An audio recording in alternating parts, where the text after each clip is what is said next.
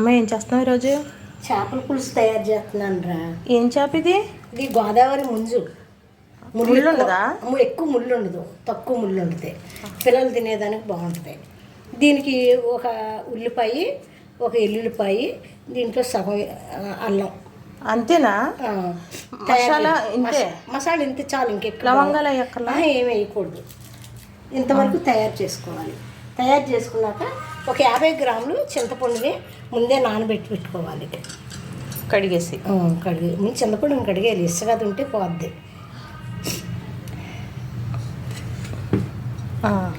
ఈ మిక్సీ పట్టుకోవాలి. ఇప్పుడు వీటిని మిక్సీ పట్టుకోవాలి.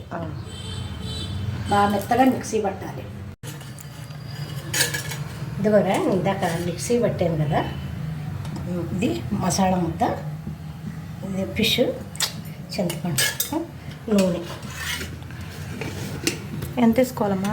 1 కేజీ చేపలకి 1/2 కేజీ నూనె పడుతుంది, లేదంటే బాగుంటుంది.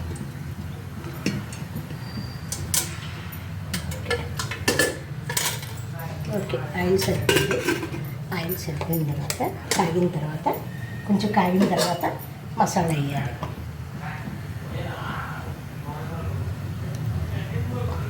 ఇప్పుడు మసాలా వేయాలి.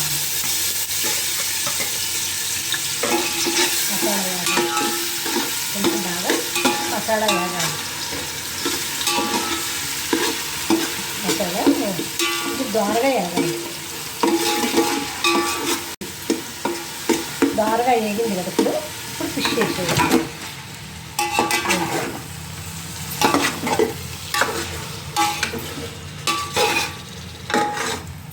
దోరగా వేగిన తర్వాత ఫిష్ వేసాం.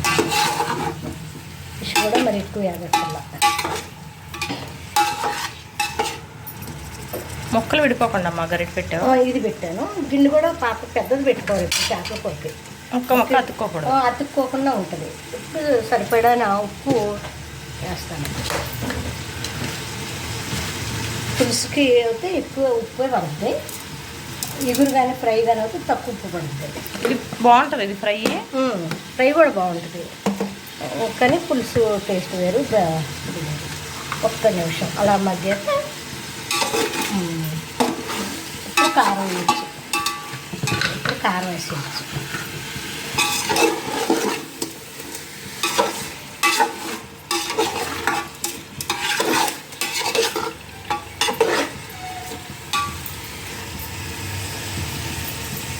కారం వేయచ్చు. ఇప్పుడు దీంట్లోనే ఇది కారం ఎంత? కారం సరిపడగా 5 స్పూన్లా? ఒక 5 స్పూన్లు పడుతుంది. పెద్ద స్పూన్తో సరిపడుతుంది.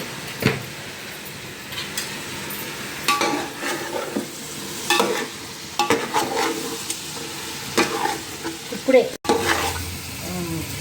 ఇప్పుడు కొంచెం అంతా మగ్గింది కదా, కారం అంతా మగ్గింది కాబట్టి ఇప్పుడు ఏం చేయాలంటే, మనం మసాలా పట్టినప్పుడు లవంగ మగ్గులు, జీలకర్ర ఏమీ వేయలేదు. ఇది మగ్గేటప్పుడు కొంచెం లవంగ మగ్గులు, ఈ పట్ట ఒక రవ్వ వేస్తే కొంచెం గుమగుమలాడుతుంది. 4-5 లవంగాలు, చిన్న చెక్క వేస్తే కొంచెం గుమగుమలాడుతుంది. మరి ఎక్కువ మసాలా, లవంగ మగ్గులు మసాలా సపరేట్గా వేయకూడదు. దానికి ధనియాల పొడి,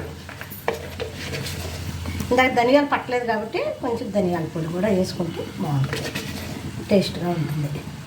ధనియాలు లేకపోతే ధనియాల పొడి మిక్సీ పట్టేసుకోవాలి. కొంచెం మిక్సీ పట్టేస్తే ధనియాల పొడి తయారవుతుంది.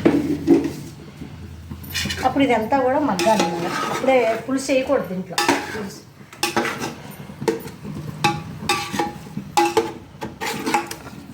ఇప్పుడు మనం ఎలా పెట్టినా మొక్క ఇడిపోదు. ఇంకా పులుసు వేసిన తర్వాత గడ్డి పెట్టకూడదు. కొంచెం అటు ఇటు ఇలా అనడమే మసిపడుతుంది అంతే.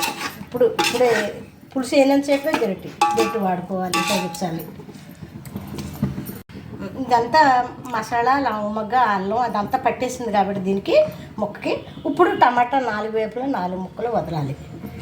టమాటా కూడా వదిలిన తర్వాత ఒక టమాటా ఒక్క నిమిషం టమాటా కూడా కొంచెం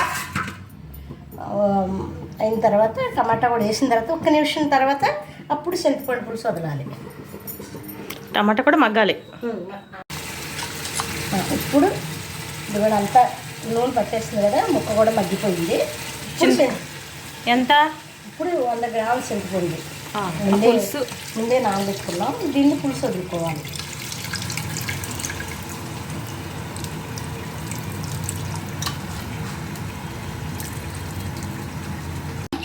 ఎన్ని నీళ్ళు పోసామ్మా? చింతపండు పులుసు ఎంత? 1/2 లీటర్ నీళ్ళ పోసాను. 50 గ్రాముల చింతపండు 50 గ్రాముల 1 లీటర్ నీళ్ళు సరిపోతాయి. కొంతమంది లీటర్ నీళ్ళు కూడా వేసుకుంటారు. కొంతమంది పలసగా తింటారు, కొంతమంది చిక్కగా తింటారు. కొంచెం మిరువును ముక్కకు అంటుకునేలాగా కొంచెం తింటారు. ఒక్కోలాగా నేను మట్టి తక్కువగానే వేస్తాను. 1/2 లీటర్ నీళ్ళకే వేసాను, సరిపోతుంది. మరి పలసగా ఉంటే తినరు పిల్లలు. ఇప్పుడు ఎంతసేపు ఉడకాలది?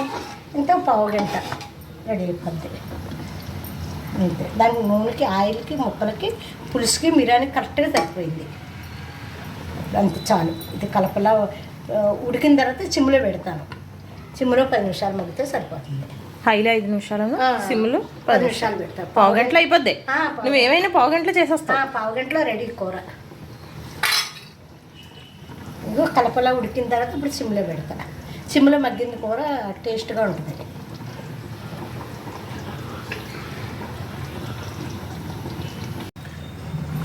ఇంకా ఇప్పుడు కలపలా ఉడుకుతుంది కదా, ఇప్పుడు ఏం చేస్తానండి, దీన్ని మూత పెట్టి చిమ్ములో పెడతాను. ముక్క మగ్గడానికి, ముక్క మగ్గుతానికి దీన్ని తగ్గిస్తాను అన్నమాట మంట. చిమ్ములో పెడతాను అంతే. 10 నిమిషాలు ఉడకాలా సిమ్లో? ఒక 10 నిమిషాలు ఉడితే సరిపోతుంది. దిగిపోయిందమ్మా? ఉడికిపోయి ఉంటుందమ్మా. అయిపోయింది, ఉడికిపోయింది. మరి చాలు. ఇంకా మరి ఇంటిపోతే బాగుంటాం. ఆ మాత్రం పులుసు ఉండాలి. ఇంకా ఆపేస్తున్నాను.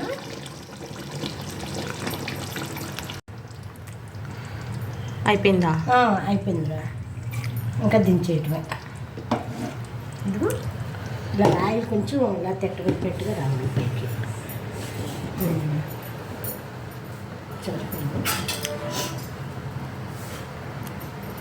ఇంకంతే. ముక్క పులుసు మరి ఎక్కువ పలసగా ఉండదు, అంతే. కొంచెం చిక్కగా ఉంది. చిక్కగా ఉంది. ఈ చిక్కదనమే బాగుంటుంది. మరి పలసగా ఉన్నా కూడా బాగుంటుంది. ఈ ముక్క కూడా బాగుంటుంది.